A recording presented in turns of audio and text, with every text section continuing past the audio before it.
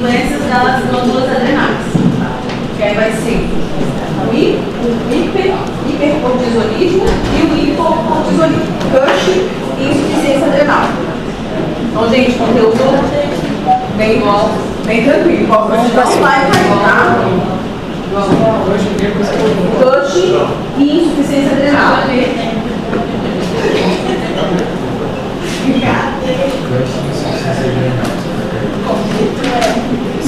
E obesidade. Hipocortisolismo, né, que é a insuficiência adrenal, é o nome, que é a síndrome de Cush. É, isso aí mesmo. E Everton? Pronto, agora eu vou desligar o nome aqui, para ficar até algumas imagens. Bom, vai ficar mais fácil agora aprender nódulos, porque vocês já tiveram toda a base de hipo, de hiper, de fisiologia da tireoide. Vou ler esse caso clínico para vocês. Então, um paciente de sexo feminino, 29 anos, casada, esse caso é verdadeiro, procedente de Porto Velho, realizou a primeira consulta comigo em outubro de 2020 e a queixa dela, que tinha começado a pandemia, né? Excesso de peso. História fisiológica tudo normal, ciclo menstrual regular, nunca tinha engravidado. Já tinha como história patológica pregressa uma deficiência de vitamina D, que havia sido tratada. Estava fazendo um tratamento para transtorno depressivo, com melhora dos sintomas, ela já tinha parado as medicações, sedentária e tinha um marcador importante familiar, um transtorno de humor. Ao exame físico, 72 quilos, 1,65 m, com IMC de 26,6, com IMC de sobrepeso, obesidade grau 1, grau 2 ou grau 3? Sobrepeso. Então, o IMC normal é até 24,9. Acima de 24,9 até 29,9 sobrepeso. Acima de 30 até 34,9 grau 1. De 35 a 39,9 2 e acima de 40 grau 3. Tá? Não é aula de obesidade, mas quando a gente vai treinando, a gente vai aprendendo. Ao exame físico, a tireoide dela tinha uma consistência elástica, normal, indolor, e eu palpei um nódulo no lobo direito, no terço médio, indolor, que a palpação parecia ter um sentido. Foi a queixa dela? Não foi. Mas aí a gente vai examinar e vai avaliar. Depois que você, no exame físico, identifica um nódulo, qual é a propedêutica para a tireoide mais importante de ser realizada? Uma ultrassom, uma ressonância ou uma tomografia? Ultrassom é o exame mais sensível. Apesar de a gente falar que a tomografia, a ressonância são exames mais complexos, para a avaliação de nódulos tireoidianos, o melhor exame é a ultrassom. Às vezes o paciente faz uma tomografia do pescoço por um motivo específico, vê o nódulo, a gente tem que voltar e fazer o quê? A ultrassom, tá? As dimensões são melhores avaliadas, as bordas, a relação com outras estruturas adjacentes é melhor com o ultrassom, tá? Foi o que eu pedi para essa paciente. Então ela trouxe uma ultrassom com 3 nódulos. Eu só palpei um, provavelmente o que eu palpei foi qual, gente, desses 3 aqui? O maior, tá? Então foi esse aqui que eu palpei no lobo direito. Então nódulos de característica hipoecóica. Esses pontos cálcicos de permeio são considerados calcificações. Regularzinho do tamanho, contorno regular, medindo 12 mm por 8 por 7,3, são as 3 dimensões do nódulo. E essas classificações eu vou ensinar para vocês, T-Heights e chamas, tá? Chamas quer dizer uma classificação de vascularização e T-Heights é um sistema de pontuação que nem existe para a mama, que é o B-Heights, tá? Tinha um outro nódulo, também hipoecóico, do lado direito, também de 6 mm por 5 por 2,7 e um terceiro nódulo de 9 mm por 5,4 por 4,7. E aí eu pergunto para vocês, né? Vocês não têm obrigação de saber, mas pelo pouco que vocês já estudaram na vida de vocês, algum desses nódulos merece uma investigação adicional?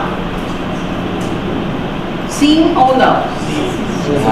Vocês estudaram hipertiroidismo. Existe a chance de algum desses nódulos ser produtor de hormônio? Sim. Então, quais são os principais exames que diante de um nódulo da tireoide você precisa ter em mãos? Biópsia. Primeiro, eu palpei. Se eu palpei eu não tenho uma ultrassom, então eu preciso de uma ultrassom. Mas eu preciso de quê também? Biópsia. Não, mas eu nem tenho ultrassom ainda. Eu palpei um nódulo do meu paciente, ele tem um nódulo, eu vou pedir a ultrassom, mas o que eu preciso pedir também? Porque eu acabaram de falar, PSH e T4 livre. Então, diante de um paciente com nódulo tiroidiano que eu achei ao exame físico, eu preciso de uma ultrassom, porque a minha palpação ela é muito subjetiva, não me dá dados de contorno, de calcificação, de fluxo, não me dá nem ser mais alto ou mais largo, não me dá essas informações, a ultrassom vai me dar. Mas se eu sei que esse nódulo, apesar de grande, parece que é suspeito, ele tem um TSH suprimido, com T4 livre muito alto, pode estar falando de uma doença chamada Plummer. E eu falei para vocês que menos de 1% dos Plummers são câncer. 99% do Plummer, de um nódulo com hipertiroidismo, que é um Plummer, é benigno, tá? Então essa paciente não ia fazer biópsia, cirurgia, tirar a tireoide, porque qual que seria o melhor tratamento para o Plummer? Que eu falei para vocês.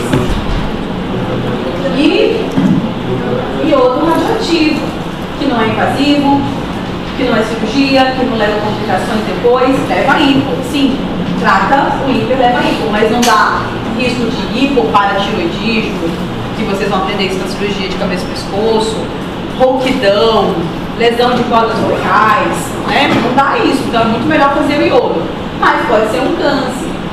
Então essa paciente veio para mim e fez a ultrassom conforme eu pedi, fez o TSH e T4 que eram normais, e aí sim, esse nódulo é um nódulo altamente suspeito, vai fazer um procedimento chamado punção. Não é bala, não é biópsia, porque não é uma análise histopatológica que a gente retira pela punção. A gente faz um aspirado para análise citológica.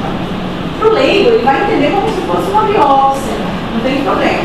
Mas você precisa saber que a punção é uma análise citológica. Eu não pego um pedaço do tecido, eu pego um aspirado celular e vou avaliar a organização desse aspirado. Por quê, professora? Qual que é a diferença? Porque com o resultado citológico eu não tenho câncer. Eu tenho uma possibilidade em porcentagem de ser câncer.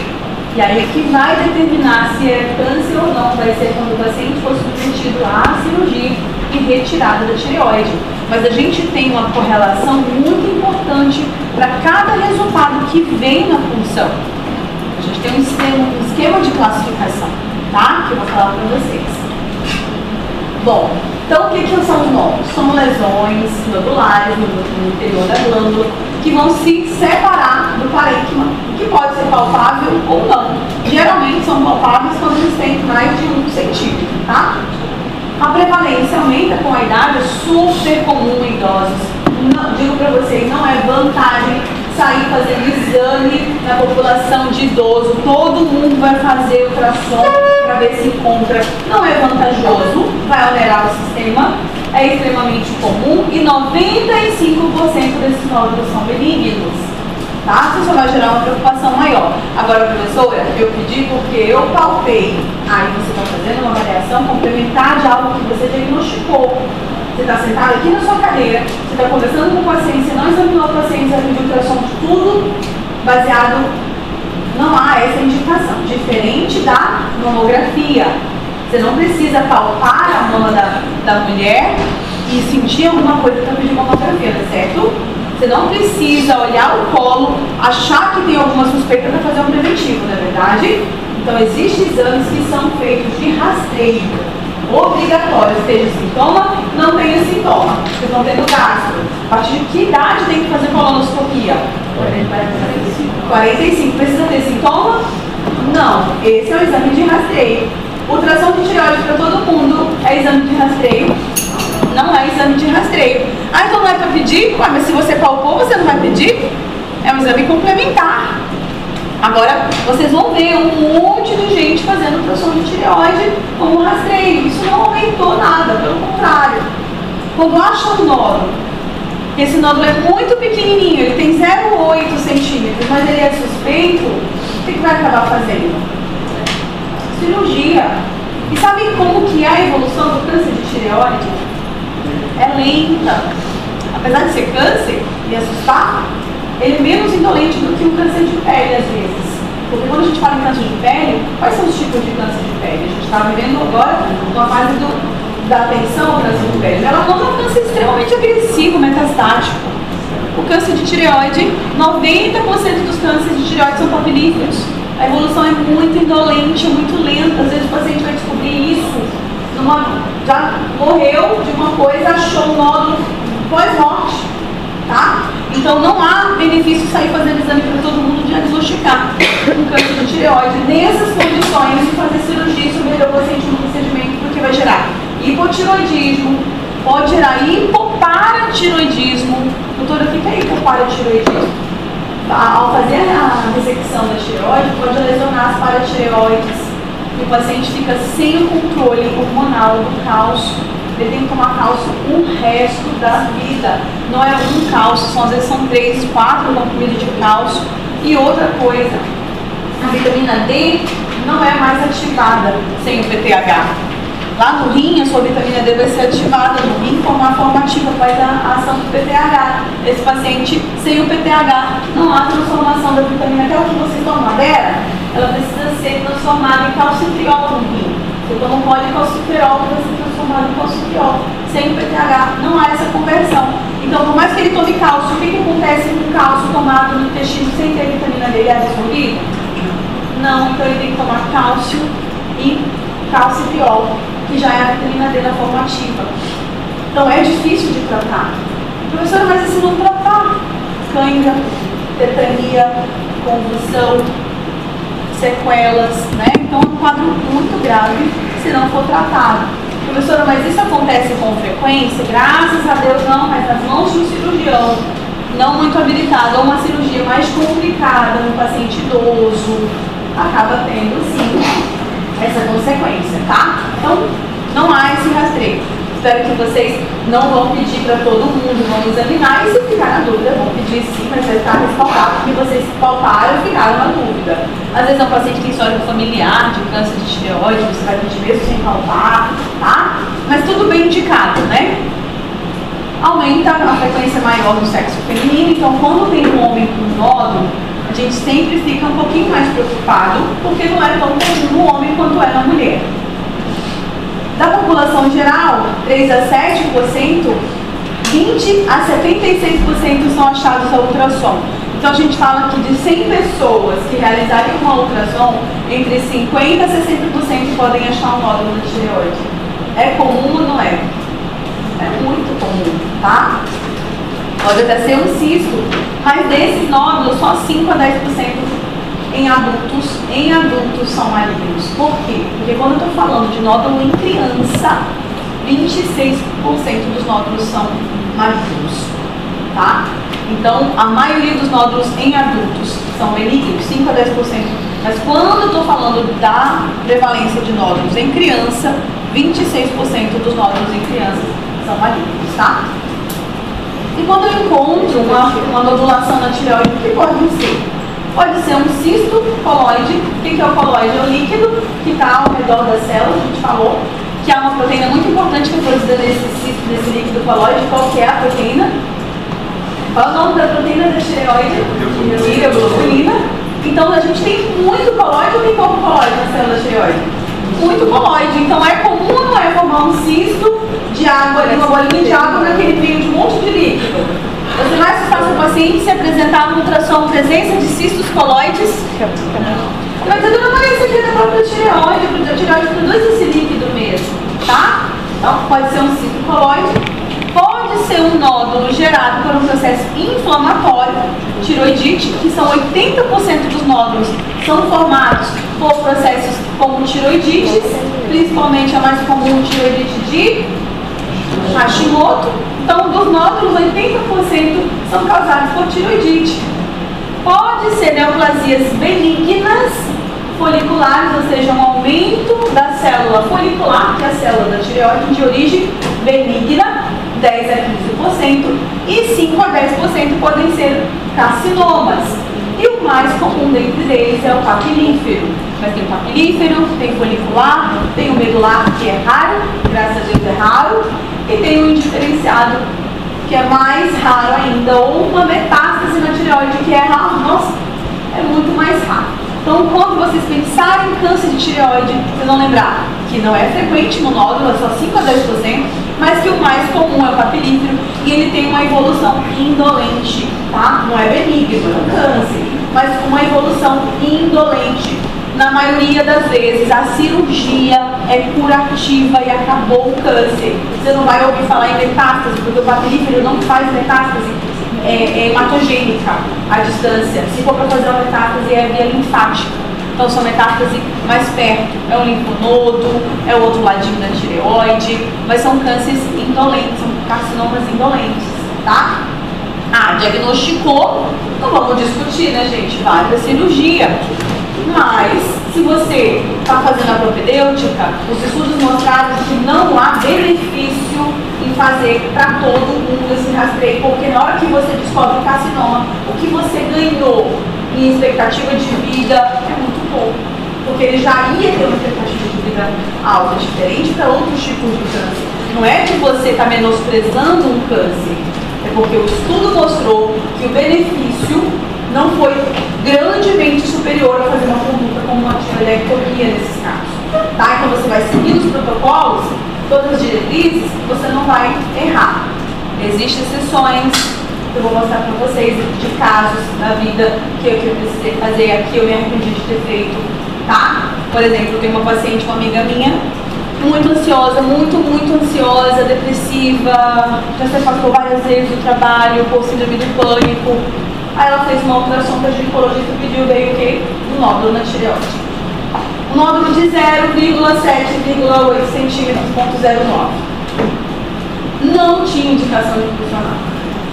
Eu quero funcionar, eu não nasci com isso, eu quero funcionar, então vamos funcionar. Veio a Bethesda 5, que é uma classificação que há uma 90% de chances de ter câncer.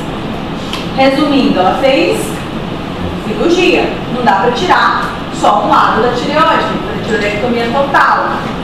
Fez a tireoidectomia total.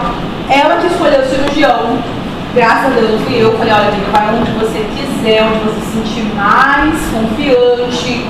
Escolheu o cirurgião, decidiu operar aqui, mas foi muito rápido, ela nem conseguiu raciocinar, foi lá, já queria operar no outro dia, sabe aquelas coisas muito ansiosas, assim? E aí fez a cirurgia. Ela é comunicadora, propagandista, trabalha com a voz. O que aconteceu com a voz dela? Lesionou, laringeu, ela ficou com a voz extremamente rouca. E o cálcio baixo também, mas o cálcio foi temporário. Ela ficou sem voz por um ano. Aí meu marido é cirurgião, eu fiquei super mal, falei pra ele que eu deveria ter insistido pra ela não operar. Ele falou assim, mas não era câncer? É. Então tem que operar. Eu falei, eu sei, mas eu sei também que se a gente não tivesse descoberto, talvez ela vai ficar 10 anos, 15 anos, mas você não é Deus. Eu falei, pronto. Aí eu sei que eu não sou Deus, ela podia ter um quadro metastático, você é um câncer, eu sei, mas a biópsia veio que não era. A biópsia veio um carcinoma papilífero de 0,5 centímetros, porque no exame, no ultrassom, é maior. Na biópsia veio uma lesão menor ainda, sem metástase, sem nada.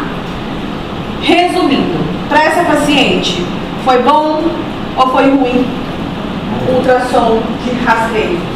Foi bom. Ela não. Depois a gente estudou tudo. Deu tudo normal. A carcinoma foi muito pequenininho. Estou querendo dizer para vocês que foi bom ter feito o tratamento, mas o que mudou em qualidade de vida para ela? É isso que eu estou querendo dizer. O que a gente ganhou em expectativa de vida? Ela ia viver menos por causa desse carcinoma papilífero de 0,5. É isso que eu estou querendo dizer. Claro que essa decisão Eu não estou dizendo que a decisão foi errada em fazer o segmento pós-ultrassom. Foi perfeito, tinha que ter pedido a função, era desejo dela, porque era desejo dela. Ela tinha indicação pelas diretrizes? Você vai ver que não. Ela não tinha indicação de funcionar pelas diretrizes. Mas o fato dela querer funcionar era desejo dela, entra como indicação, acabou, não tem que discutir. Então, o que eu estou querendo dizer para vocês é o que você, como médico, deu de benefício de qualidade de vida dessa paciente que você solicitou essa alteração. Ela está sem voz. Ela está mandando todo dia, 6 horas da manhã, para tomar levotiroxina, em jejum. Não é? Ela não tomava remédio nenhum, agora o resto da vida dela ela tem que tomar. É igual quem toma remédio, quem produz remédio? Não é igual, ué. Hoje ela quis beber um pouquinho mais. No dia anterior ela tomou um pouquinho mais de álcool, já vai atrapalhar um pouquinho a metabolização da levotiroxina no outro dia, a absorção. Entendeu? Se ela desidratar um pouquinho, atrapalha. Sabe? Então, só querendo dizer para vocês, claro, gente, faria tudo de novo, porque era desejo dela.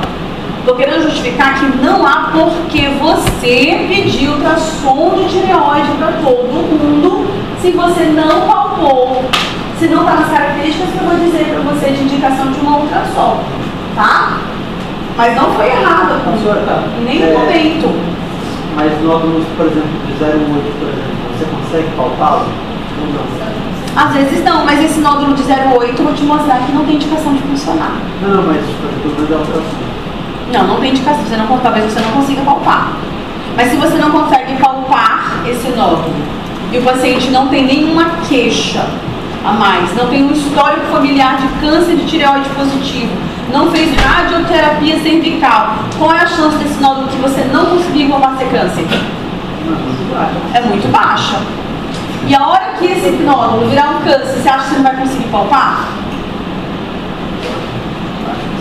Não, eu consigo palpar, mas o problema é aquela questão também de você perder paciente, por exemplo. Mas você não vai perder o paciente por câncer de tireoide. Não, mas de deixar o paciente, por exemplo, o paciente, não, tá tranquilo, então acaba...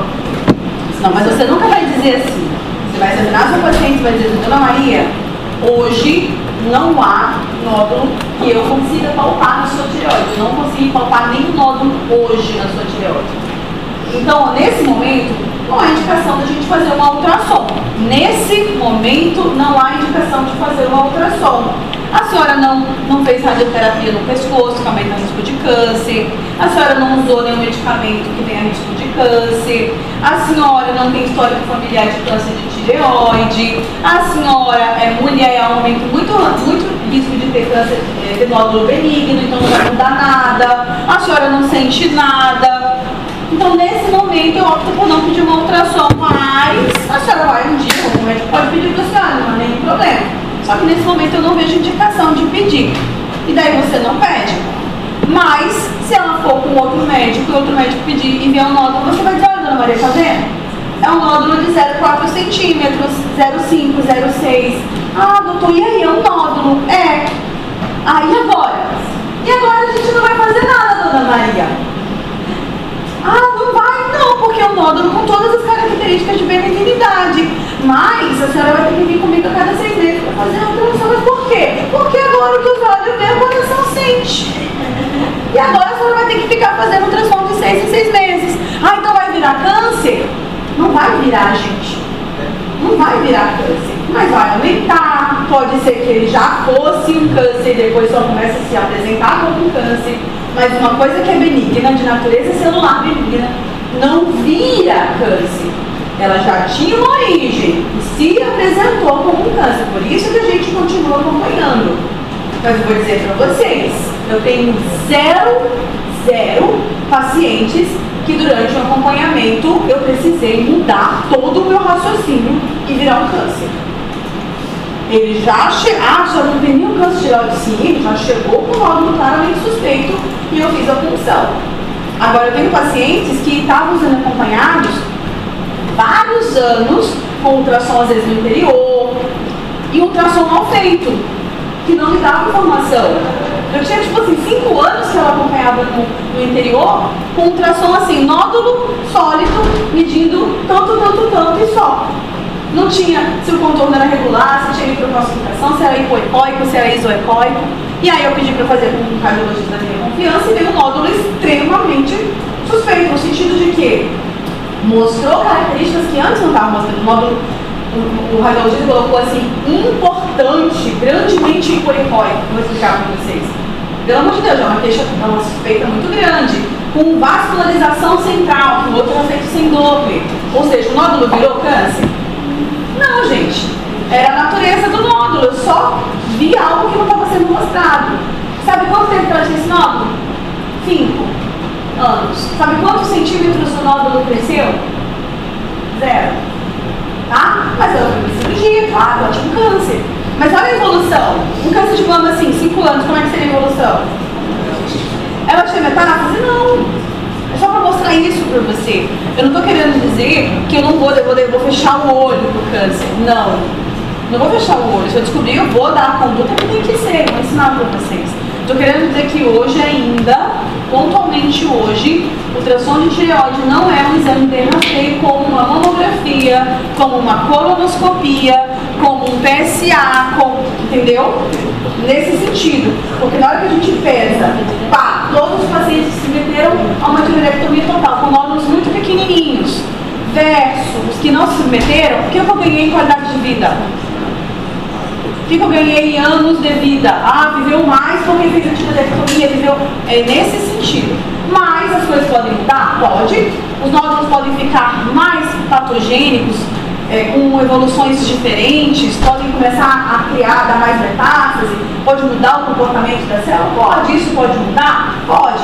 Tem um endocrinologista no Brasil, da Santa Casa de Minas Gerais, que ele advoga que não teria que fazer cirurgia.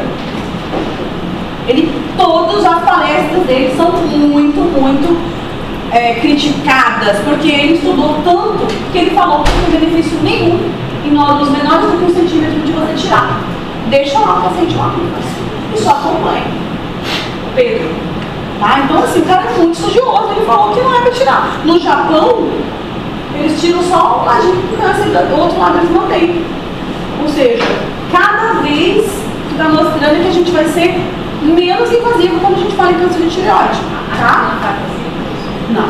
Se você tem um nódulo que é câncer do lado direito, mesmo que ele nem seja ainda, tem um Bethesda que é uma patologia indeterminada, a gente tem que tirar a tireoide inteira. Entendeu? Tá? Porque tem segurança, não sei mais o que, são estudos, né? É só pra mostrar pra vocês, tá? Ninguém tá dizendo que não é pra fazer cirurgia. Quer dizer que não é pra fazer ultrassom pra todo mundo, tá? Ah, mas eu quero, eu conversei, eu vou pedir. Tudo bem, pode pedir, não é errado. Mas vocês vão ser submetidos a quê? Uma prova de residência. E aí vai chegar uma mulher de 40 anos, sem nada, não sei o quê. Aí quais são os exames? 45 de rastreio, tem que pedir pra essa mulher falando em saúde pública. Aí você, todo orgulhoso, pelo OBS você aprendeu, porque na ginecologia você aprendeu, você vai estar lá com uma ultrassom de tireoide. Aí o médico vai falar assim, mas por que uma ultrassom de tireoide? Como é que você vai responder?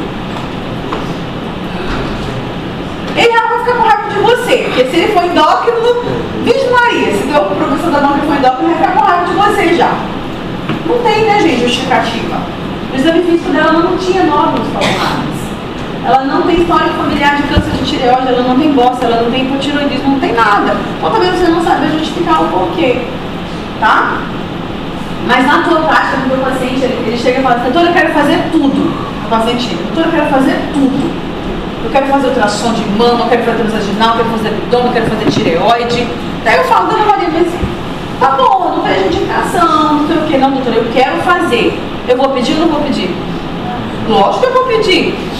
Vou pedir na hora, vai que o vidente falou pra ela e da energia, vou pedir agora, dona Maria, a senhora quer, eu vou pedir.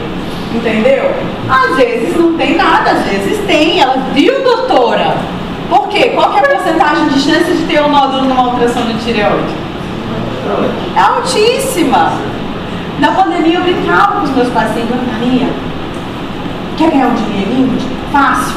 Aí ela falava assim, como, doutora? Porque ela chegava pra mim com nódulo da tireoide, 0,3, 0,3, 0,2, 0,1, ficava super assustada. Falei, vai lá na 7 de setembro, a senhora já está de máscara mesmo, ninguém vai reconhecer. Fala que vai ler a mão. A senhora não vai cobrar nada da pessoa, a senhora só vai ler a mão da pessoa e vai dizer assim, você tem nódulos na sua tireoide. Aí ela vai fazer ultrassom, porque ela achou que você é uma vidente, vai ter nódulos da tireoide, Ana Maria. Ela vai atrás da senhora onde for, querendo que a senhora lê mais, e a vida dela vai indicar a senhora para todo mundo. É mais fácil você falar para você que você tem um nódulo e você ter, ou você não ter? Mais fácil que você tenha. Então, esses videntes, eu quis dizer isso porque os videntes eles trabalham exatamente assim, gente. Os videntes não acertam a vida de vocês, eles simplesmente lidam com estatísticas. Quem nunca tem, quem está aqui com a situação financeira perfeita? Quem aqui está assim, nadando em dinheiro? Ó, a maioria não tá, eu acabei de chegar de viagem, entendeu? Não sabe como é chegar. Fui, mas tô devendo tudo, né? Aí eu queria chegar assim, você está com problemas financeiros, você está devendo, eu vou dizer assim, Vixe Maria, verdade, verdade. Você tem alguma coisa emocional muito grande ali para resolver. Todo mundo tem um problema de família, alguma coisa, uma depressão, uma ansiedade, uma nota na endócrino, né? Então eles lidam com estatística. Então nódulo na tireoide é puramente estatística, é muito comum, tá? Mas a maioria dos nódulos são assintomáticos. O diagnóstico é feito através da palpação ou eles são achados incidentais. Foi fazer uma tomografia do pescoço, por uma queixa faringe, laringe, foi fazer uma ultrassom de carótidas para avaliar risco cardiovascular e aí achou um nódulo. Então muitas vezes eles são achados incidentais ou são palpados, tá? Ou tem história clínica, mas aí eles continuam sendo o quê? Assintomáticos na grande maioria das vezes. Apenas nódulos muito grandes e volumosos costumam ser percebidos pelos pacientes. Grandes adenomegalias também podem ser notadas como se fossem nódulos na tireoide. Geralmente pode ser em casos avançados de câncer, não só câncer de tireoide, às vezes um linfoma, né? Raramente eles vão pulsar com sintomas. Disfagia, rouquidão, dor. E aí eu pergunto para vocês, o paciente com disfagia, rouquidão, o paciente jovem, que começa a ter disfagia, rouquidão, pigarro, regurgitação, chega para você com essas queixas iniciadas há um mês, qual é o primeiro diagnóstico que você vai pensar? Paciente jovem, chega com você com incômodo na garganta, uma sensação de bola na garganta, e ela tem regurgitação, pigarro, rouquidão, disfagia. Bem aqui ela mostra pra você assim, ai, doutor, parece que tem uma bola aqui na minha garganta, tá grande, eu tô sentindo. Você olha, não vê nenhum aumento no negócio, você palpa, vê a tireoide, não sente nada na tireoide, mas ela insiste que tem alguma coisa no pescoço dela, porque ela sente rouquidão, disfagia, como se tivesse uma bola presa quando ela vai engolir. Qual é a principal o quê? Qual é a principal hipótese diagnóstica? Hã? Sim, qual doença? Ai, gente, vocês estão achando que a doença de 40 anos já tem um câncer, não uma doença do refluxo? Não, mas a senhora falou que ela sente. Mas qual que é o glóbulos faríngeo, gente? Como é que é a sensação de glóbulos faríngeo? Mas assim, se pudesse funcionar um esofágico, ok. Mas, por exemplo, Mas eu falo, ela sente que tem uma bola presa lá na garganta que atrapalha quando ela vai engolir. Mas você palpou e não sentiu nada. Mas o refluxo não causa uma sensação de glóbulos faríngeo, que não é justamente uma sensação de bola presa na garganta. Então é mais fácil você pensar que ela tem doença do refluxo ou câncer de esôfago. Doença do refluxo. Não, mas porque assim, a pessoa nem sempre a pessoa vai ter essa forma, assim, eu não acho. Não, mas ela tem um quadro clínico de livro, ela tem tudo, ela tem regurgitação, ela tem glóbulos faríngeo, ela é jovem, aí você vai notar ela ganhou peso nos últimos meses, ela tem refluxo. Tá ótimo que você vai pedir pra ela. Não, mas ela não tem perda de peso. É que vocês têm que pensar sempre naquilo que é o mais comum, para depois pensar no câncer, né? Então, assim, estou querendo dizer para vocês que eu já atendi mais de, sei lá, 30 pacientes com essas queixas, e a queixa, o fato de você ter falado esôfago já me deixou bem tranquila, porque eu estou dando aula de tireoide. Vocês tinham tudo para falar o quê? Tireoide. Graças a Deus que vocês não falaram tireoide. Porque eu já coloquei aqui em vermelho grande que a maioria dos nódulos eles são o quê?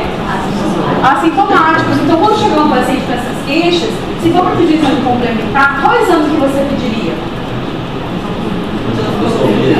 Endoscopia. Você vai pedir uma ultrassom para essa paciente? Uma ultrassom de tireoide? Não. Mas, claro, a paciente ela ia chegar com todas essas manifestações e você tem que perguntar para ela. Você tem que perguntar. Ela só ia chegar muitas vezes falando que tem uma bola presa na garganta. E aí você ia lembrar da aula da doutora Carol que a maioria dos nódulos não são sintomáticos. Então, provavelmente, essa bola presa que ela está sentindo lá dentro da garganta é nódulo da tireoide. Aonde fica a tireoide? Ela fica perto, ela fica dentro da garganta? Ela fica bem fora, ela é bem superficial. Então, você tem que pensar, olha, provavelmente essa queixa não é da tireoide. Vou investigar, vou fazer um interrogatório sintomatológico para eu ver se essa queixa é alguma outra coisa. Só para trazer para vocês, gente, lembrando que eu não estou explicando sobre esse refluxo. Estou fazendo diagnósticos diferenciais para mostrar para vocês que a maioria dos nódulos não causam sintoma. E que para você avaliar um paciente de forma correta, você precisa colher uma boa anamnese. Por quê? Se o paciente mostrar para você que sente negócio no pescoço, se você lembrar que só existe tireoide ali, você simplesmente vai estar jogando um problema para ele, não vai estar corrigindo o problema dele.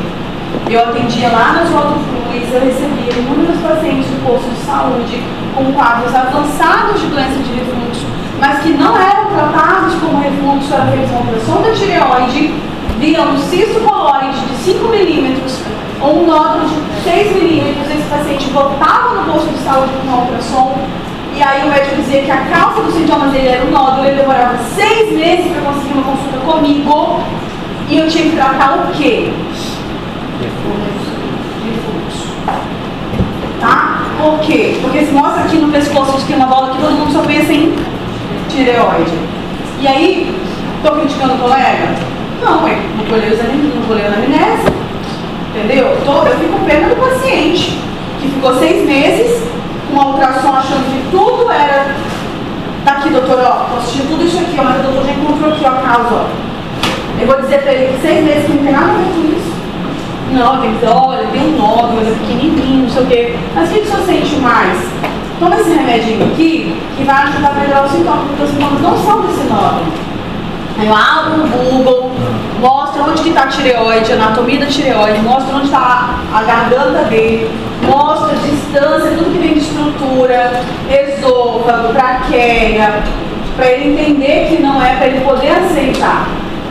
Se vocês querem ser bons médicos, colham boas anamneses, tá? E eu sempre vou falar com vocês sobre isso. Hoje a medicina está banalizada com relação à queixa, à conversa. Hoje é só exame complementar, tá? Então, colher uma boa anamnese vai tratar muito bem seu paciente. Falei para vocês, avaliei o paciente. Primeira avaliação, identifiquei um nódulo na tireoide ao exame físico. Quais são as minhas 2 preocupações principais? Isso sempre cai em prova de nenhum. Não desse jeito, mas com o caso clínico de um nódulo. Então, tem um nódulo palpável, identifiquei um nódulo. Quais são os meus principais objetivos diante de um nódulo de tireoide? Descartar a possibilidade de ser uma neoplasia maligna e avaliar o status funcional da glândula. Como eu avalio o status funcional da glândula? TSH e T4 livre. Como eu vou descartar a possibilidade de uma neoplasia maligna, doutora? Se você só palpou o nódulo, qual é o primeiro exame que você vai ter que solicitar para ver as características desse nódulo? A ultrassom. Se o paciente já chega para você com uma ultrassom, você vai precisar do TSH e T4 livre. Ah, eu já chegou o ultrassom, eu já posso pedir uma punção sem o TSH e sem o T4 livre? Não. Sim ou não? Se o ultrassom for suspeito, mas eu não tenho TSH e T4 livre, eu já vou encaminhar esse paciente para a punção? Qual é o examezinho que eu tenho que pedir antes da punção se esse nódulo é produtor de hormônio? Cintilografia, né? uma pergunta aqui, em relação a isso, por exemplo, a senhora fala suspeito. Aí, ok, a tireoide também está aumentada ali, você consegue palpar mais. Antes de eu pedir T4 livre e TSH. Nesses casos, quando o problema é na tireoide, o outro não cura de neoplasma. Há ainda calcificação? Pode haver calcificação? Pode. Eu não sabia se poderia. Pode. Vamos lá, você teve uma tiroidite subaguda, aquela DDQ-VAN que tem vírus, você pode fazer uma calcificação, um processo inflamatório, na hora de regenerar e recuperar, você pode fazer microcalcificações, né? Mas, por exemplo, uma tireoide que está em, sei lá, 3 centímetros ali. O nódulo. Aí eu posso ter uma calcificação bem aumentada ali por causa disso? Por causa de uma tiroidite, por causa de uma função anterior, pode, mas vamos lá, tem pontuação. Então, quando tem essa microcalcificação, já pontua quase 3 pontos como suspeito de malignidade. Então, por mais que seja uma microcalcificação benigna ou não, você sempre vai pontuar como se não fosse. Então, essa pontuação, essa microcalcificação, ela vai entrar sempre como se fosse malignidade, mesmo que não seja. Então, a gente, por isso que eu falo para vocês, até quando a gente quer ser menos incisivo, a gente sempre vai pegar por excesso na investigação. Então, quando você faz a classificação de um nódulo, você já está pontuando tudo para você fazer uma punção. Ou seja, pode ser uma microcalcificação de qualquer outra coisa. Mas se tem, eu vou colocar numa tabela de risco, vou pontuar, esse nódulo vai ficar bem pontuado. O nódulo dessa paciente era 5, foi muito bem pontuado. Eu considerei que aquela calcificação que tinha era como se fosse uma calcificação de malignidade e foi muito pontuada e a biópsia dela veio confirmação. Então, quando tem, a gente sempre vai colocar mesmo, vai pontuar, vai aumentar esse risco para poder fazer uma punção. Mas quando o nódulo é muito bonitinho, não tem por que eu fazer. Eu já estou trabalhando com uma pontuação, com um score de pontuação que vai elevar o risco para eu fazer essa função de forma mais precoce. E quando mostrar que não é para fazer a função, realmente, acreditem, não precisou fazer a função, o risco foi muito pequeno, vou mostrar isso para vocês. Então, mesmo que essa calcificação seja benigna, a gente não vai falar assim, ó, essa calcificação é benigna, você teve uma tiroidite, a gente vai colocar lá a pontuação da calcificação no score de risco, que vai indicar a punção. Então, a minha dúvida é o seguinte, por exemplo, vem lá, a pessoa faz a ultrassom, aí vem lá, acho que de sei lá, talvez 7. 5. É bem aumentado. Bem aumentado. Eu acho que a partir de 5 você faz punção, a partir de 7, a parte. Não.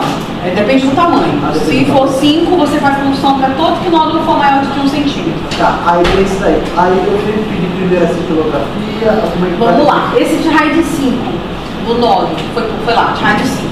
Aí vem o TSH de 0,0001 T4 livre de 3. Esse de raio de 5 avaliou o quê? Avaliou calcificação, avaliou se o nódulo é mais alto do que largo, avaliou contorno, avaliou ecogenicidade. Dá para esse nódulo ainda ser maligno? Dá. Mas vamos fazer a cintilografia? Entendeu? Porque de raio de 5 é uma pontuação operador dependente. É o médico radiologista que pontua.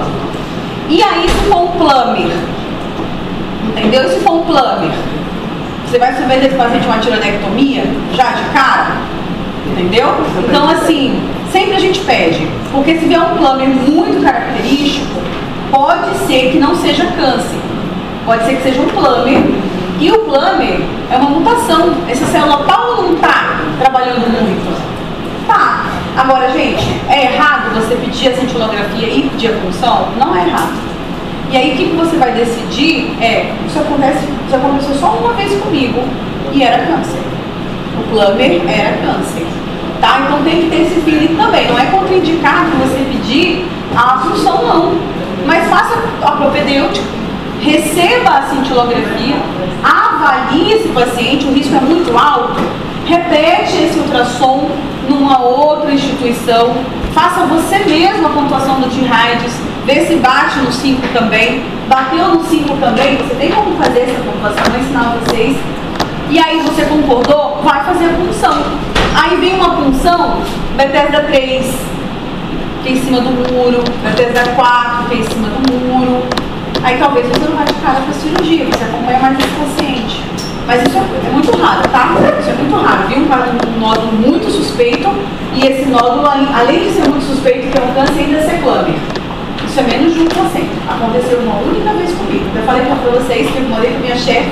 Minha chefe foi lá e chamou as residentes, mandou todo mundo ir lá investigar todos os outros casos para ver se não passou batido, para chamar o paciente atrás da biópsia do paciente.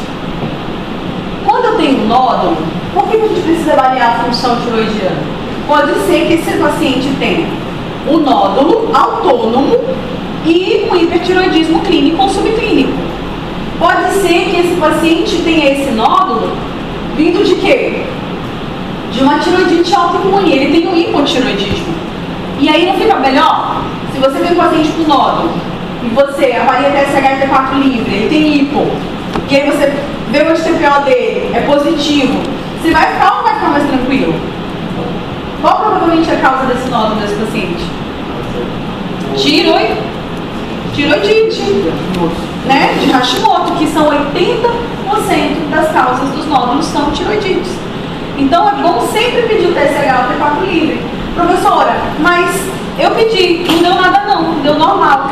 Tudo bem, são doenças diferentes.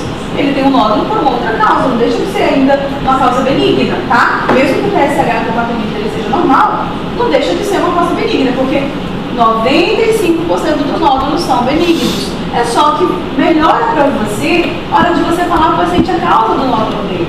Se você tem esse nódulo e tem um paciente com hipertiroidismo, qual é a causa do nódulo tiroidiano? Doença de Plummer.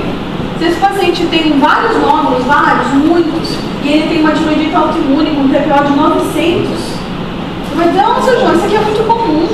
A sua tireoide está toda irregular, está toda inflamada. Olha o seu anti-TPO. É altíssimo. Mas você só vai pedir o TPO depois que você pedir TSH, T4 livre, fechar ou hipo subclínico ou hipoclínico, e você vai atrás da causa. Tá? Mas tudo começa com o quê? Com TSH e T4 livre, tá? Por isso que é importante avaliar. Mas a maioria dos nódulos tiroidianos, os pacientes eles são o quê? Eutiroideus, hipotiroideus ou hipertiroideus. A maioria dos nódulos dos pacientes são o quê? Eutiroideus. Mas a maioria dos pacientes que tem nódulo não tem doenças hormonais, tá? Não é todo mundo que tem hipotiroidismo e que tem hipertiroidismo. Então, mais comum é você ter um paciente com nódulo tiroidiano com a função tiroidiana normal, tá? É que quando tem alteração, nos aponta para algumas causas específicas. Mas a maioria dos pacientes que tem nódulo na tireoide tem função tiroidiana normal, tá? Vou fazer avaliação clínica por quê? Porque daí eu vou individualizar o meu paciente. A diretriz vai ensinar você a fazer a função em determinados quadros, mas às vezes você vai ter que fazer essa função de forma antecipada, de acordo com a história clínica. Então, o que eu preciso saber na história clínica do meu paciente? É sexo masculino? Sexo masculino aumenta o risco de câncer 3 vezes. Então, é um nódulo do homem, talvez é um nódulo de 0,7, 0,8, mas é homem. Talvez me remeta a fazer essa função antes do que a diretriz fala para mim. Importante eu saber disso. Câncer de tireoide é mais comum em criança e idosos. É um nódulo pequenininho, mas é numa criança. Eu não vou funcionar o nódulo de uma criança 26% maior de ser câncer, tá? A diretriz diz isso? Não, a diretriz fala só de tamanho, de contorno, de volume, de microcalcificações. Aí você precisa da história para individualizar. Tá bom, o nódulo, ele tinha 1 centímetro, mas em um ano ele foi para 2,6. Ou tudo bem, 2,6 qualquer um funcionava. Ele tinha 0,2 e ele foi para 1,5. E é o T-RAIDS 3. T-RAIDS 3 só se funciona se for acima de 2,5. Mas, poxa, ele tinha 0,2 e foi para 1,5. Ele continua abaixo de 2,5. Mas olha como ele cresceu de forma muito rápida. É isso, quem está me dando na diretriz é a história do paciente. Então, o crescimento rápido do nódulo tem que me chamar a atenção, tá? O paciente tem um nódulo e aí, de uma hora para outra, ele começou com um quadro de rouquidão, disfagia. Eu acompanho esse nódulo desse paciente, ele cresceu e ele começou a ter sintoma diferente. Diferente da paciente que chegou sem nódulo e tinha esses sintomas. Esse paciente ele tem na história um nódulo com rouquidão, com disfagia, tá? E antecedentes familiares, câncer de tireoide na família, neoplasia endócrina múltipla, que é uma condição onde tem várias neoplasias dentro da endocrinologia, e uma neoplasia importante de carcinoma medular. Carcinoma medular é algo que, se tem uma família, a família inteira tem que ser investigada. Nasce uma criança de uma mãe com carcinoma medular, a criança tem que fazer o teste genético, se for positivo, ela tem que, até os 6 meses, tirar a tireoide dela. Pra você ver como o negócio é grave, tá? E radioterapia do pescoço. Teve uma lesão na laringe, no esôfago, fez a radioterapia do pescoço, tem um risco maior para ter um carcinoma. Então, um paciente que tratou com radioterapia cervical, um câncer de laringe, não que o câncer de laringe virou de tireoide, mas só o fato da radioterapia induzir lesões malignas. Ele tem um nódulo na tireoide e fez radioterapia cervical, né? Então, esse nódulo tem que ser mais detalhado. Eu tenho um paciente de 39 anos que a mãe teve um câncer papilífero. Ele veio comigo só para fazer uma avaliação de glicose, colesterol, perder peso. E aí, eu pedi uma ultrassom de tireoide para ele. Veio um nódulo de 0,9 por 0,8. Ficou ali em cima da trave. Não tinha indicação de punção pelo tamanho do nódulo. Mas eu e ele chegamos no consenso de que seria melhor ele funcionar. Funcionamos. Veio o resultado Bethesda 4. O que quer dizer esse resultado, professora? Que desse resultado apenas 30%, 26 a 30% é câncer. 70% não é câncer. E aí ele tinha duas possibilidades: ir para a cirurgia, fazer tiroidectomia total, porque aqui só faz total, e a Bethesda 4 é uma possibilidade de que há uma chance de que esse nódulo tenha 30% de chance de ser câncer. Ou fazer um exame mais recente agora, não faz aqui, faz um laboratório em São Paulo, um exame da USP, que avalia um painel de micro-RNA, como se fossem mutações. Vai pesquisar mutação para carcinoma medular, vai pesquisar todas as mutações associadas ao carcinoma papilífero e o folicular. Custa R$5.000 e o plano não cobre. Ele optou em fazer o exame. Ele pagou, fez o exame. O intuito era que ele ficasse sem fazer cirurgia, né? E o exame veio positivo. De 4, como ele veio 2 metástases, 2 mutações positivas, é como se o exame dele da Bethesda fosse aumentasse o risco agora para 5. E aí o risco parte de 30% para 90%, 87%. E aí ele foi para cirurgia. Aí ele ainda não voltou com a biópsia, tá? Mas eu fiz de tudo para que ele não fizesse. Hã? Você falou que ele não voltou depois? Não, ele não voltou ainda, porque foi antes de entrar de férias, né? Quando ele voltar, muito provavelmente vai vir o quê? Carcinoma papilífero, tá? Mas ele tinha história familiar, ele tinha um nódulo. Vai ser um tratamento legal? Vai ser, vai fazer cirurgia e curou. A lesão era pequena, não tinha outro nódulo, pegou outro nódulo de uma metástase, mas não tinha como fugir disso para ele. Ele tinha que fazer a propedêutica, ele tinha história familiar, ele é o que, gente? Sexo masculino, não tinha como eu fugir da punção para ele. Mas quem me deu a punção foi o quê? Foi a diretriz? Não, foi história clínica, tá?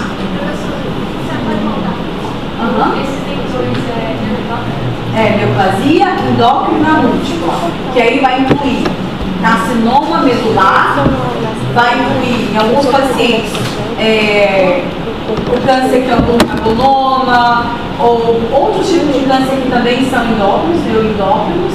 Pode entrar umas doenças relacionadas a candidíase, cutânea. Eu nem falo disso para vocês, tá? Eu nunca tive caso disso. É bem rápido, tá? Existe tipo 1, nenhum e nem 2. Aí muda, uns entram doenças da hipófise, uns entram doenças da paratireoide, tá? Avaliação. Como é que eu vou fazer então, gente? Examinar de forma detalhada a região do pescoço, tentar palpar para o meu tamanho, consistência, se dói, se é sensível, se é móvel, sempre pesquisar em todas as cadeias cervicais a presença de adenomose gadelha cervical. Eu nem entro em detalhe disso porque a gadelha vai cobrar isso de vocês. Ela vai querer todos os níveis das cadeias cervicais, isso é muito mais da cirurgia de cabeça e pescoço, então ela vai entrar em detalhe com você sobre quais são os níveis das cadeias cervicais. Eu não vou cobrar isso em prova, vocês vão aprender isso bem direitinho na cirurgia de cabeça e pescoço, tá? O que eu falo mesmo é só do exame físico da tireoide e pesquisar as cadeias cervicais, tá? Aqui, topografia da tireoide, tá? Não é aqui que meus pacientes falam, de novo, não é aqui, não é aqui. As duas formas de você palpar, lembra que eu falei pra vocês que tem essa forma, mas eu gosto de palpar aqui na frente, expliquei pra vocês.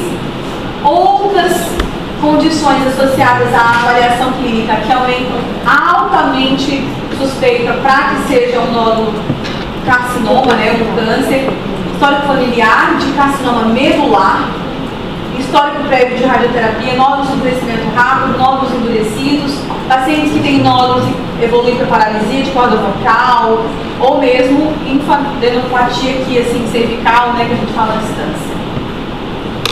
Moderada suspeita, idade, extremos de idade, menores do que 20 ou maiores do que 70, sexo masculino, nódulos muito grandes e presença de sintomas compressivos. Eu não vou pedir para você, o que é de alta suspeita, o que é suspeita e o que é de moderada suspeita. Não, você precisa saber quais são os fatores de risco na história clínica que elevam a suspeita de seu câncer, tá? Vou fazer ultrassom de tireoide no meu paciente. Encontrei um nódulo, palpei, ou fiquei na dúvida, não palpei, mas achei irregular, não tenho muita sensibilidade no exame físico, estou começando agora, né, acabei de formar, não tenho muita mão de fazer exame físico, mas eu pelo menos eu palpei o meu paciente, né? Não quero que vocês, tem um nódulo aqui, não, eu quero que vocês palpem, porque vocês vão aprender se vocês palparem.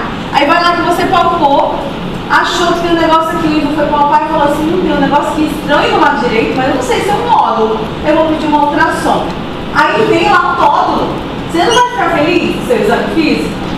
Mas se você nunca tivesse palpado, você só pediu ultrassom, você fala assim, olha, tô orgulhoso, eu fui pedir uma ultrassom sem palpar e veio um nódulo. Você vai ficar orgulhoso? Sendo que eu expliquei pra vocês que 50 ou 60% dos pacientes tem? Não, gente, você vai enganar o paciente. Você vai dizer assim, viu, dona Maria, ó, eu sou bom? Tá aqui, ó, só tem um nódulo. Beleza, dona Maria vai acreditar. Mas você sabe que você não palpou o paciente que foi achado de exame. Poderia ser com qualquer um, né? Mas quando você examina o paciente, você faz uma ultrassom e você põe na dúvida do serviço que você acha, você vai ficar super feliz. Você está aprendendo, você está fazendo ciência, né? Então você palpou, achou, e aí veio a ultrassom. Vocês tiveram radiologia, eu não sei se ficou bem clara essa questão da ecogenicidade na ultrassom, mas os nódulos têm essa separação, isso ajuda a colocar entre risco de benignidade, risco de malignidade, e aí pela ecogenicidade. Nódulos isoecóicos, eles têm amplitude de ecos igual à do parênquima tiroidiano normal.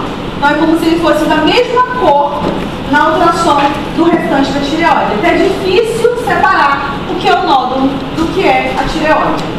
Os hipoecóicos, eles têm amplitude de eco menor do que do parênquima normal, então eles vão ficar mais escuros, né? Vão ficar mais pretinhos, os nódulos hipoecóicos. E os hiperecóicos, a amplitude de ecos do nódulo é maior do que do parênquima tiroidiano normal, é como se ele ficasse mais clarinho, tá? A hipoecogenicidade, ela tem uma elevada sensibilidade para nódulos, para falar em nódulos malignos. Então, assim, é muito sensível essa característica, apesar de não ser específica. Ou seja, quando um nódulo é maligno, a maioria é hipoecóico. Mas nem todo nódulo hipoecóico é maligno. Mas quanto mais hipoecóico ele for, gera mais suspeita, tá? Mas não é só isso. A gente vai classificar o nódulo não só com essa aplicação. Vamos falar de ecogenicidade, vamos falar de vascularização. Uma médica do Brasil, acho que é de São Paulo, com o sobrenome de Chamas, ela, utilizando o artifício do Doppler na ultrassom, ela fez uma classificação de vascularização dos nódulos utilizando o Doppler. Quando o nódulo ele não é vascularizado, coloca o Doppler e não fica coloridinho ali no nódulo, ele não tem vascularização, a gente chama azul. Quando o nódulo tem vascularização, mas é só periférica, só ao redor do nódulo, e não central ao nódulo, padrão 2. Se tem periférica e central, mas a periférica, ou seja, tem uma maior vascularização na periferia do que no centro, eu chamo de 3. Quando tem periférica e central, mas a central tem mais vascularização dentro do nódulo do que fora, eu chamo padrão chamas 4. E se tem vascularização apenas central, chamas 5. Marca questão. Há uns anos atrás, isso aqui era muito importante e a gente quase que só olhava isso. Só que aí foram feitos vários estudos, um desses foi esse aqui, uma revisão com quase 700 pacientes, e mostrou que, apesar disso aqui aumentar o risco, quanto mais vascularizado, mais a gente pensar em câncer, a maioria dos nódulos que eram malignos não tinham predomínio de fluxo central na ultrassom. Análise de 698 neoplasias, ou seja, eu fui lá, eu peguei já o paciente que tinha neoplasia na biópsia e fui olhar o ultrassom dele, como era. 63% desses pacientes que tinham malignidade, o fluxo da ultrassom não era central. O que eu quero dizer com isso? Que eu não posso avaliar um único dado para me indicar ou não indicar punção. Ah, se o nódulo for chamas 3, eu não vou fazer punção. Se eu vou fazer se for chamas 5, tá certo essa avaliação? Não. Agora, ele tem chama 5, ele é hipoecóico, ele é irregular, ele tem calcificação, tudo isso vai me chamar a atenção, mas ele é chamas 3. Tem uma hipoecogenicidade marcante, é irregular, tem calcificação, eu vou deixar de funcionar só porque ele não é chama 5?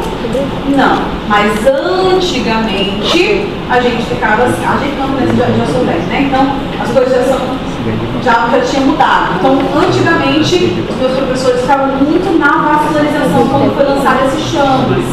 Agora a gente sabe que estudos depois feitos com exames anteriores mostraram que muitos nódulos malignos não tinham esse fluxo central. Mas vocês precisam saber que sim, há uma maior tendência de um nódulo maligno ter uma vascularização maior de forma central, mas que isso não infere que, se não for central, ele não é maligno, tá? É um conjunto de manifestações. Então, quais são as principais características ultrassonográficas sugestivas de malignidade? Uma marcante hipoecogenicidade, contornos irregulares, presença de microcalcificações, pacientes que têm nódulo com alguma adenomegalia suspeita, você palpou o linfonodo em região cervical endurecido, aumento do diâmetro antero-posterior em relação ao transverso, antero-posterior em relação ao transverso. Isso também aumenta a chance de ser maligno, tá? Quem vai dar esses dados para vocês? Quem vai? Quem vai passar esses dados para vocês? O ultrassom, feita por um radiologista. Você vai confiar num médico ultrassonografista que fez uma pós-graduação de final de semana? Eu tenho preconceito com quem fez pós-graduação? Né? Vocês queriam que a mãe de vocês fizesse um exame por um colega que fez um curso de final de semana, em vez de fazer com um cara que fez radiologia 3 anos na Escola Paulista e que fez fellow nos Estados Unidos e que depois fez radiologia ressonância, e aqui em Monte Velho tem um monte desses. Entendeu? Gente, um exame desse feito por esse profissional ali está R$250. Um cara que estudou na Escola Paulista, fez ressonância, porque não é só fazer radiologia. Se você quer laudar ressonância, você tem que fazer R4 em ressonância, né? Então o que eu estou querendo dizer para vocês é que não é preconceito a palavra. Eu falei preconceito, mas não é preconceito, gente, é segurança. Se meu paciente faz uma ultrassom e não me dá essas informações, como que eu vou dar um diagnóstico de câncer para ele? E tudo bem, eu falei para vocês que o câncer de tireoide é indolente, mas ele é um câncer, né? Eu vou deixar de dar o diagnóstico? Porque essa paciente ficou 5 anos com uma ultrassom que não falou nada, na hora que eu fiz, eu dei diagnóstico de câncer. Entendeu? Então eu preciso dar esse diagnóstico. Eu não quero dar, mas eu preciso. E eu preciso forneça as informações corretas. E eu acho que eu já falei para vocês que eu tive um teratoma no ovário esquerdo e que eu fiz uma ultrassom de acabar de chegar aqui em Porto Velho, eu fui fazer um exame de ultrassom numa clínica popular e a médica não viu meu tumor de 6 centímetros. E esse ultrassom, sabe onde ele está? Está lá no estado, na neopré-dimensional. Está lá, normal. Só que passou umas 2 semanas depois, eu comecei a ter uma incontinência, não é incontinência, toda hora eu tinha vontade de fazer xixi, toda hora eu dava vontade de fazer xixi, eu ia no banheiro, e falou que era psicológico, eu falei, não é psicológico, eu tenho 2 anos isso. Ah, que você gosta de conhecer o banheiro dos lugares. Eu falei, não é. Não é. Eu tenho vontade de fazer xixi. Houve cirurgião falando que era psicológico.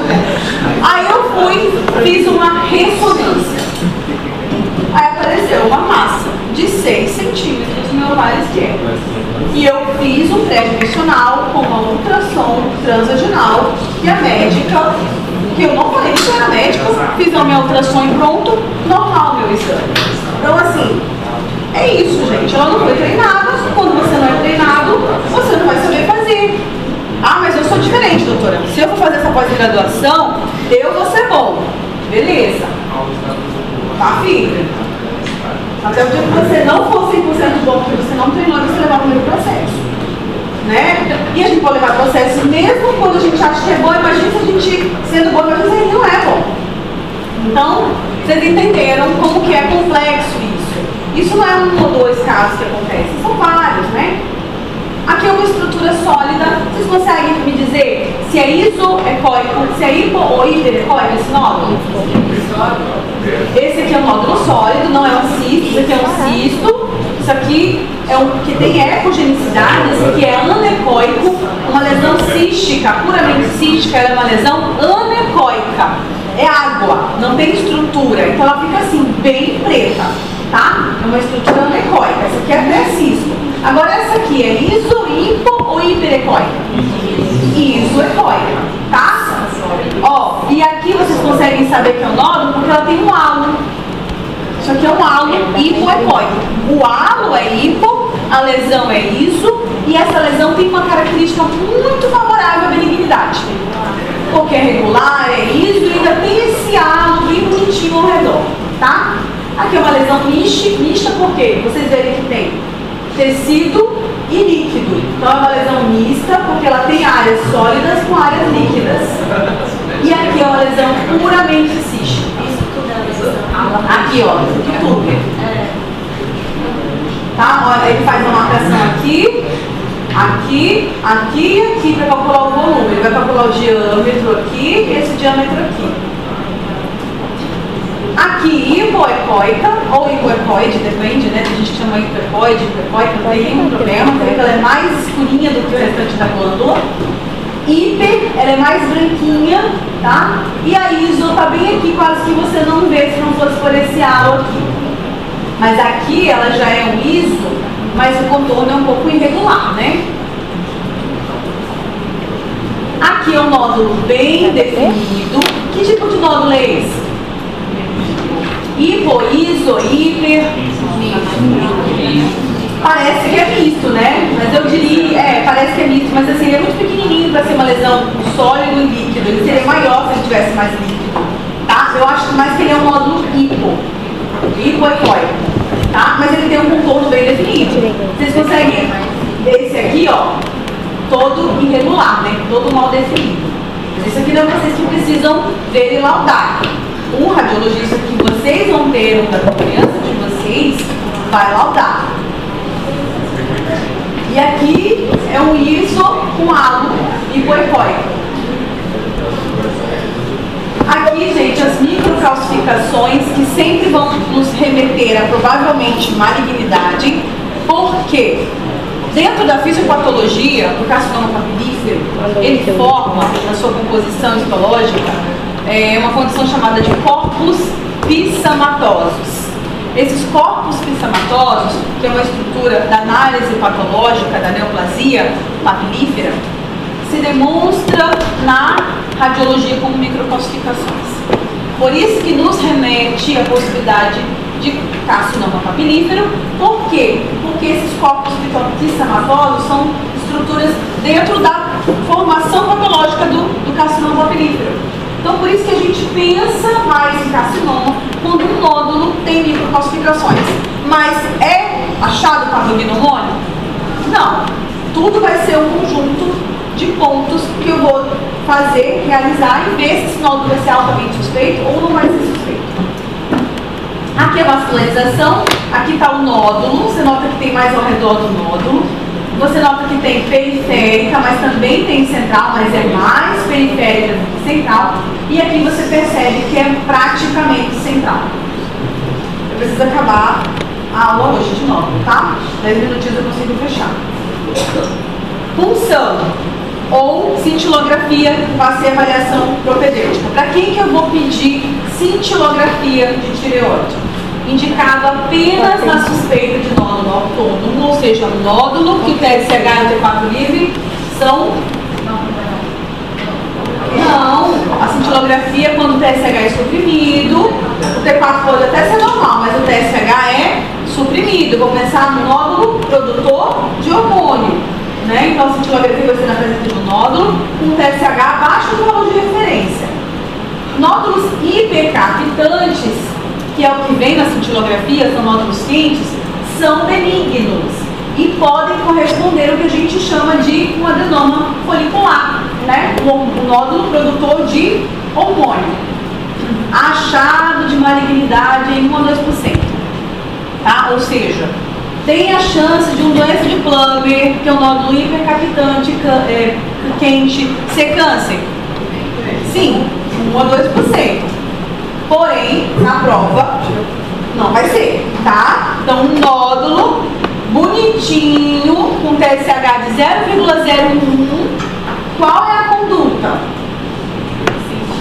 Cintilografia ou punção? Cintilografia, tá? Os carcinomas de tireoide, a maioria dos nódulos benignos, normalmente se apresentam como nódulos frios a cintilografia. Então, nódulo, a cintilografia, ela vai me dizer se o nódulo é benigno ou maligno? Sim ou não? Não, gente. Não é porque o nódulo quente, a maioria é benigno, que o nódulo frio vai ser maligno. Não. A cintilografia só vai me dizer se aquele nódulo quente captou muito iodo ou não captou muito iodo. Ou seja, ele é um nódulo produtor de hormônio ou ele não é um nódulo produtor de hormônio. Vocês estudaram que Plummer é comum? É muito comum você ver um Plummer assim? Não. Então é muito comum o nódulo da tireoide ser quente a cintilografia? Não. A maioria dos nódulos da tireoide, se você vai submeter uma cintilografia, o que eles vão ser? Frios. Eles são câncer por isso? Não. Tá? O que vai dizer se o nódulo é câncer ou não vai ser a punção e se ele precisar fazer punção. Porque a maioria dos nódulos são benignos, tá? Esse aqui é um nódulo frio. Toda a tireoide captou, ele não captou. Ah, doutores, olha, é câncer. Não, ele simplesmente não está produzindo hormônio em excesso. E quem vai fazer a punção? A punção é o melhor método para diferenciar lesões benignas e malignas, não é a cintilografia. Cintilografia não diferencia lesões benignas de malignas. Ela diferencia nódulos quentes de frio em autonomia do nódulo, tá? Tem uma sensibilidade de 68% a 98% e uma especificidade de 70% a 100%. Idealmente, deve ser feita guiada por obturações, sempre é feita guiada por obturações. E aí, eu classifico os meus nódulos em suspeição e vou indicar a punção de acordo com o tamanho do nódulo. Então, o que são considerados nódulos de alta suspeita? Um nódulo sólido e coepóico, ou um nódulo parcialmente cístico com componente sólido que tenha uma dessas características: margens irregulares, microcalcificação, extensão extratiroidiana ou mais alto que largo. Se esse nódulo é um nódulo sólido e coepóico ou parcialmente cístico, mas ele tem irregularidade nas margens, ou microcalcificação, ou mais alto que largo, ou extensão extratiroidiana, a estimativa de malignidade é entre 70% e 90%. Se ele for maior que 1 centímetro, eu já vou fazer punção. Isso aqui é o consenso americano, da ACA, tá? Suspeita intermediária, nódulo sólido hipercóico, margens lisas, sem microcalcificações ou extensão extratiroidiana ou mais alto que largo. Olha para quantificar a malignidade. Baixíssimo, mas como ele ainda é hipoecóico, eu vou funcionar se ele for maior do que 1 centímetro. Baixa suspeita é um nódulo liso, ou hiper, ou parcialmente cístico, com componente sólido, sem microcalcificações, sem extensão extratiroidiana, não é mais alto que largo. Eu só funciono se for maior do que 1,5. Muito baixa suspeita, são nódulos que vêm na classificação, são nódulo espongiforme. É um nódulo que o radiologista vê tudo, parece uma esponja mesmo, todo furadinho, é um nódulo com uma característica extremamente benigna, extremamente. É um nódulo que não precisaria nem funcionar. Porém, pode ser considerada se o nódulo for muito grande, acima de 2 centímetros, mas observar também é uma opção, tá? E o nódulo benigno, como que vai vir esse nódulo, gente, na prova?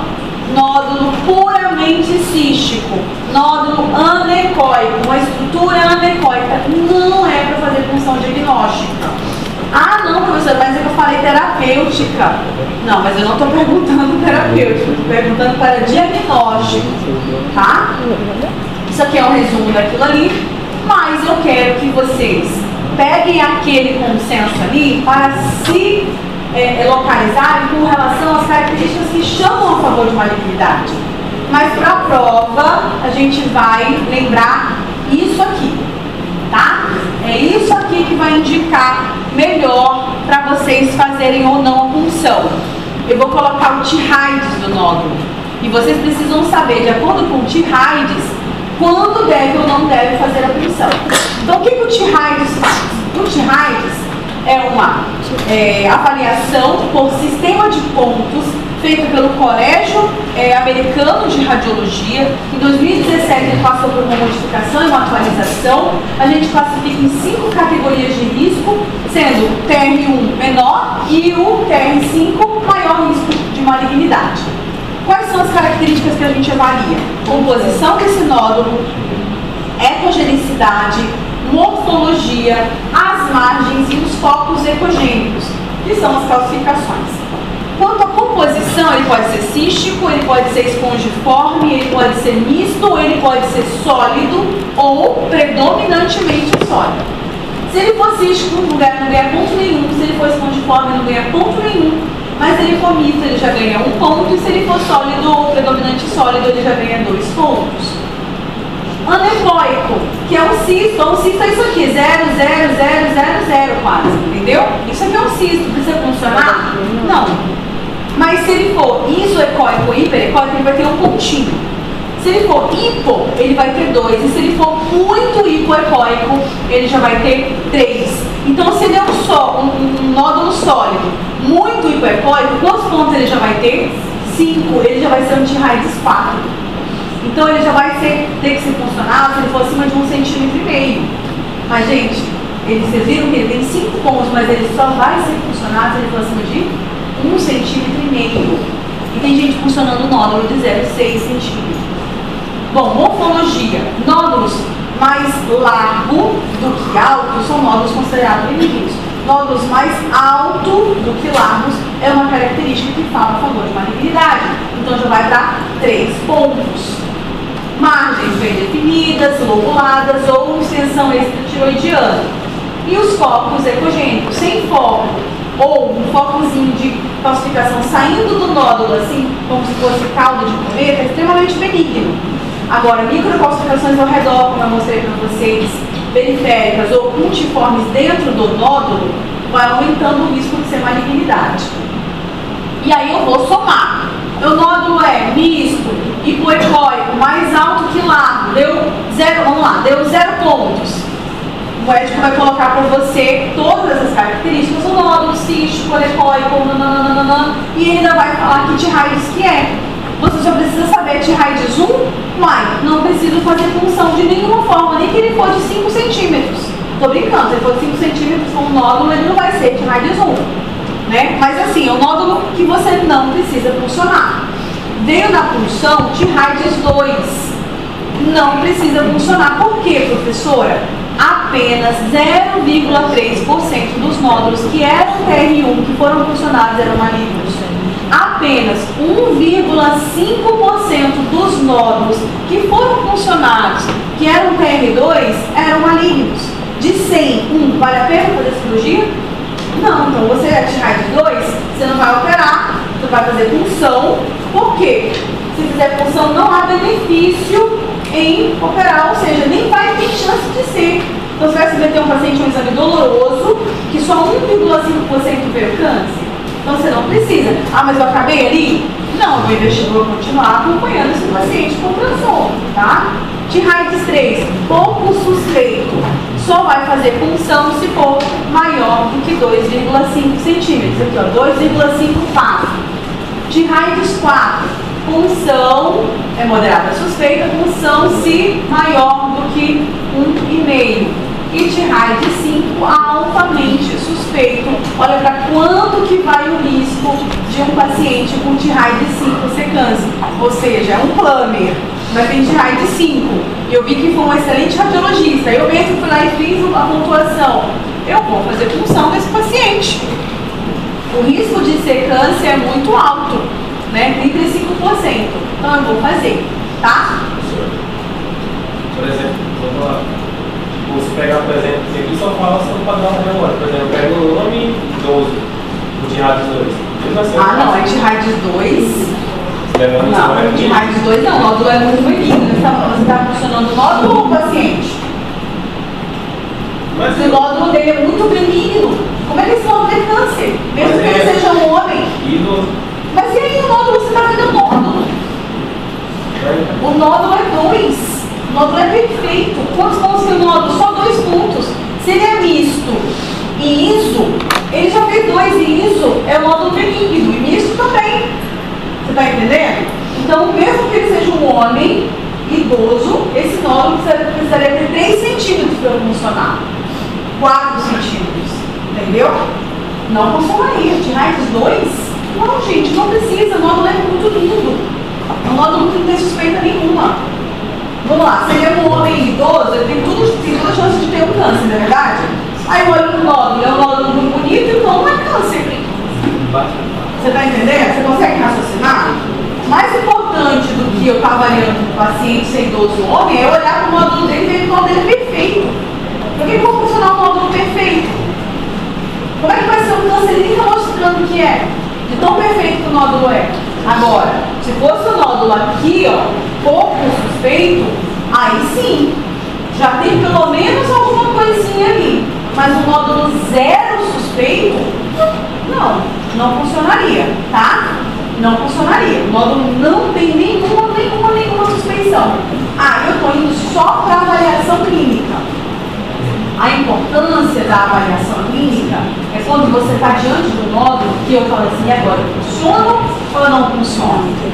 E aonde que eu estaria com essa ideia? Se eu funciono ou se eu não funciono? A partir daqui, ó. A partir daqui, ó. Eu tenho que ter pelo menos alguma suspeita para eu ter pensado em função.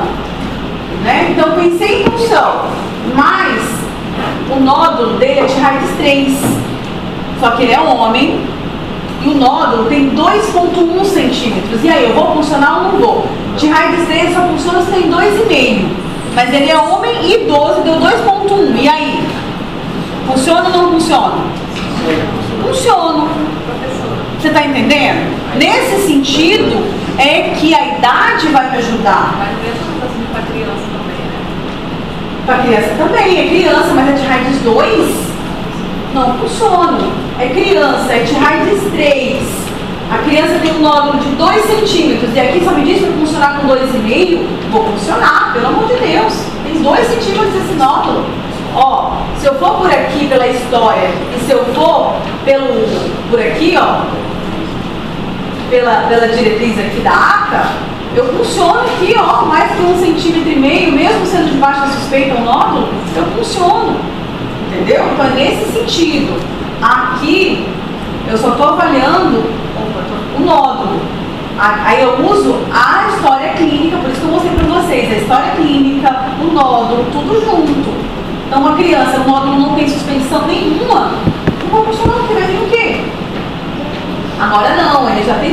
moderada suspeita. Mas aqui ele é 3, ele tem só uma moderada suspeita, mas é criança. Não é mais essa, aí não é mais esse 4,8 risco passa para quanto? Para 26%. Entendeu? Só o fato de ser o nódulo na criança. Por isso que a história clínica me ajuda, tá? Agora, o idoso, homem, idoso não é mais comum ter nódulo? O nódulo é 0 suspeita, ele é bem pequenininho, não vai funcionar. Mas é um idoso com nódulo de 3 centímetros. Vou funcionar. 2 centímetros. Vou funcionar. Entendeu? Se teve uma mudança no tamanho, vou funcionar. Se esse idoso tratou um câncer de garganta porque fumava, vou funcionar. Tá entendendo? Professor, Então é assim. No caso, se não se adequar para fazer a parte, aí muda a conduta de acordo com o TIRAD dele para acompanhar, se seguir, né? Ah, não, aí o segmento geralmente é o mesmo. Tá. Então, se você não vai fazer punção, é o primeiro ultrassom que ele fez, segundo ultrassom com 6 meses, para todo mundo. Fez ultrassom com 6 meses, não vai precisar fazer punção, com 6 meses você repete a ultrassom. Voltou com 6 meses, nódulo das mesmas características, não houve aumento, você continua sem precisar funcionar, você pode fazer com 1 ano, tá? E anualmente você tem que fazer.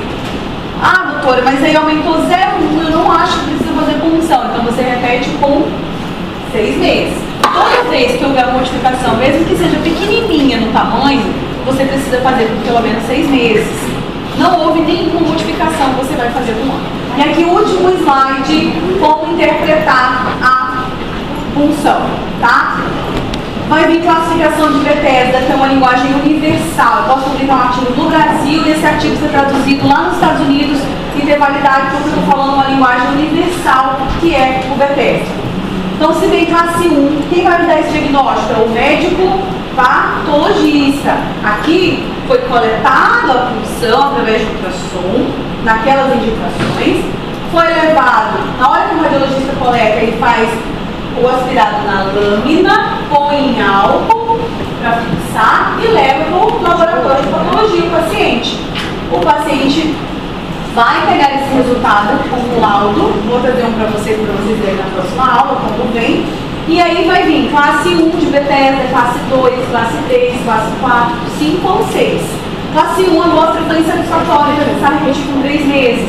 Classe 2, nódulo benigno. Vem assim, classe 2, Bethesda 2, benigno. Você tem que saber que é benigno 2. 3, atipia de significado determinado. O radiologista, o patologista não conseguiu determinar. Ele viu que tinha algumas coisas irregulares, mas ele não sabe se é benigno ou se é maligno. Vai ter que repetir essa análise. 4, suspeito. 5, lesão bem suspeita para malignidade. E 6, nódulo maligno. Aqui é como é feita a punção, guiada por ultrassom. Você vai com uma agulhazinha, né, um aspirado, né? E o resultado é isso aqui. Quando você tem o resultado da punção, você não tem o diagnóstico de câncer. Você avalia o risco de malignidade. Então, quando vem insatisfatório, você vai repetir a punção, mas o risco de malignidade é muito baixo. Benigno, o risco de malignidade é entre 0 e 3. Segmento com ultrassom. Quando vem Bethesda 3, o risco é entre 5 a 15% de ser maligno. Qual é a conduta? Repetir a punção em 3 meses. Se vem Bethesda 4, que vem uma neoplasia folicular, é entre 15 a 30% o risco de ser maligno. O guideline do Vilar, da CTção, dizia que tinha que fazer já a cirurgia, que é o que a maioria dos profissionais fazem. Deu Bethesda 4 e encaminha para a cirurgia. Hoje tem o painel genético, que o que a gente utiliza no Brasil é o MIC-Type, que vai me dizer a presença ou não de mutações. E aí eu consigo tirar esse paciente, às vezes, do 4 para o 2, porque agora ele tem todas as mutações negativas, o risco de malignidade cai, equivalendo ao Bethesda 203, e aí ele não vai para a cirurgia, tá? Se vier a Bethesda 5, o risco é entre 60% a 75%, os pacientes todos Bethesda 5 vão para a cirurgia, e 6, 97% a 99% todos vão para a cirurgia, tá? Então, eu tive um paciente que fez um MIC-Type e veio para o câncer, mas eu tive muito mais pacientes que fizeram MIC-Type e não precisaram fazer cirurgia, tá? Vocês estão com a guia aí? Aqui é um resuminho, e aqui o caso clínico voltando, veio o TSH-T4 livre normal, a conduta foi a punção daquele nódulo maior, e o resultado veio Bethesda 5 na punção, e o quadro citológico foi esse, e o quadro anátomo-patológico, depois da cirurgia, veio carcinoma mesmo, papilífero. Então, operou foi até a HD. E aí, só para completar, já foi dado um módulo, próxima aula, que vai ser sábado, dia 4, obesidade, síndrome metabólica, e vou tentar começar já o conteúdo de adrenal. Quanto mais rápido a gente acabar, mais tempo vocês vão ter para estudar para a prova, vai ter aula vaga, entendeu? Então, teoricamente, a gente for bem rapidinho no sábado, 8h30.